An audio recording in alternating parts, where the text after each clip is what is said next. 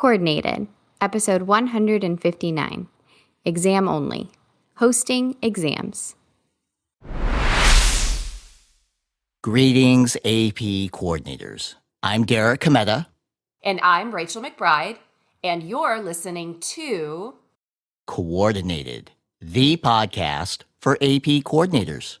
Thanks for joining the conversation, collaboration, and, of course, coordination. Hello, Rachel. Good to see you again. It's been a little bit. Hello, Derek. It has been a little while. Happy New Year to you. Thank you. Same to you. And Happy New Year to all the AP coordinators who are enjoying this 159th episode of Coordinated. That's a lot of episodes, Rachel. We appreciate the support. It means a lot to us. That's right. So if you're new to the podcast, welcome. Please consider going back to check out the extensive back catalog of previous episodes and specific topics. A little podcast binging to start the new year. Good idea. I like it. Thanks again, everyone. So we are excited about this 5-episode mini series on, drumroll please, exam only. And coordinators may be asking, why so many episodes on exam only? Well, frankly, there's a lot to talk about. We hear a lot of questions about exam only throughout the year. So, as we like to do, let's start with a definition. What is exam only? What does exam only mean? And what, actually, I'm going to check myself here because I'm kind of all over the place with this. What I'm trying to say, or what I'm trying to ask, Rachel, who are exam only students? Great question. Exam-only students may be students at your school who are not enrolled in your AP classes. However, they are taking the initiative to self-study and prepare for an AP exam on their own. Schools use this exam-only option to provide these students with the opportunity to test, even if the AP class did not fit into their schedule or the AP course is not offered at their school. Homeschooled students may also be exam-only students. In some districts, if a student lives in the school's geographical area and they are homeschooled, well, the local school often hosts these students for exam-only testing. That's right. And students taking virtual AP courses may also be exam-only students. Some students at your school may be enrolled in a virtual course that culminates with the AP exam. They require a physical school where they can take that AP exam. And so they are, quote unquote, exam only as well.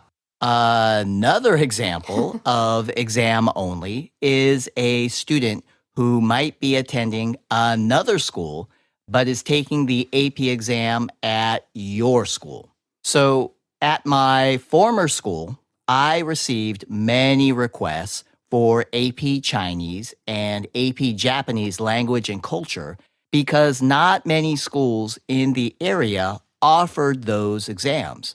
The school I worked at happened to offer both. So students from the local area would reach out to my school looking for a place to test.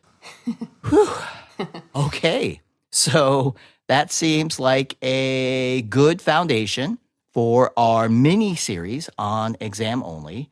What should we cover next? How about we get into our specific topic for this episode? Sounds good. So we have a few considerations to share when it comes to hosting exam-only students on your campus for testing. Just a few thoughts to keep in mind. The first consideration is The first consideration is to check if your school already has, or your district already has, and establish policy and process regarding exam-only students. This is often the case.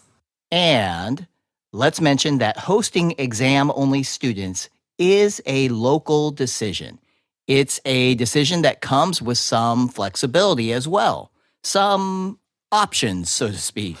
By that, I mean it could be a modified policy, process, or procedure if the exam-only request is coming from students who attend your school versus students who do not attend your school.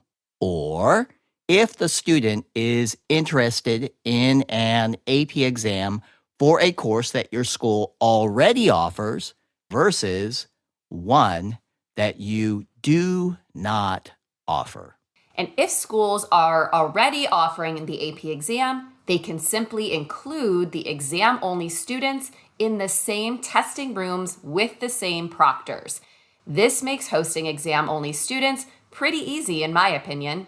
It's not much additional work to add another student or two to a roster and testing room that's already set up and ready to go.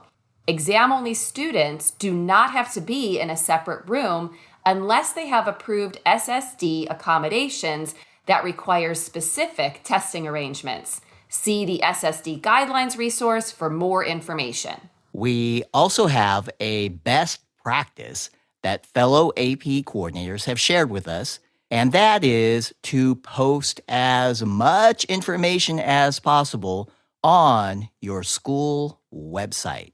And this is true whether you are or are not hosting exam-only students. Assuming you are, and we hope you are, consider providing information about taking the exam at your school, how to pay for the exam. You can include your preferred contact information, basically anything to try to reduce the number of extra phone calls and emails you might otherwise receive. Some schools even have an online request form to capture all the required information. Great tip. And a related thought, schools may have additional paperwork or a specific process for having visitors on campus. And those visitors could include exam-only students and or whoever may be providing transportation for those students. Lastly, it's a good idea to have a specific process to verify student identification on exam day, especially if the student does not attend your school. Okay, Derek, I think we talked about everything we wanted to cover in this episode, which means it's, Summary time. I am ready, and I'm going to go with my top 3 highlights. 1, exam-only students can be students who attend your school, students who do not attend your school, homeschooled students, and or students taking virtual courses. 2, check to see if your school or district has an established policy in place for hosting exam-only students. And 3, hosting exam-only students is a local decision with some flexibility.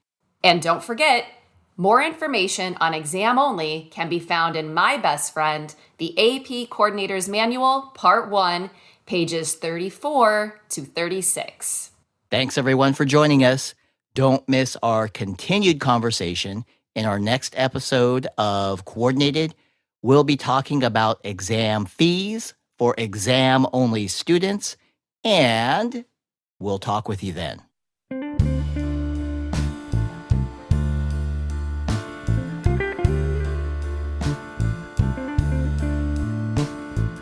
Coordinated is presented by the AP program and the AP Coordinator Experience team. We thank Jackie Ray for our theme song, Good as Gold. Jackie is a former AP Music Theory student at Oakton High School in Vienna, Virginia. Additional vocal support by myself, Carly Suge, AP Coordinator at Costa Mesa High School in Southern California. AP coordinators, we cannot say it enough. Thank you, thank you, thank you. We appreciate you, and for all your support of AP students, you are truly good as gold.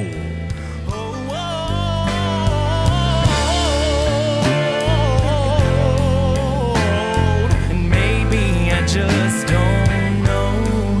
I'll say it over and over and over again till I believe it's so.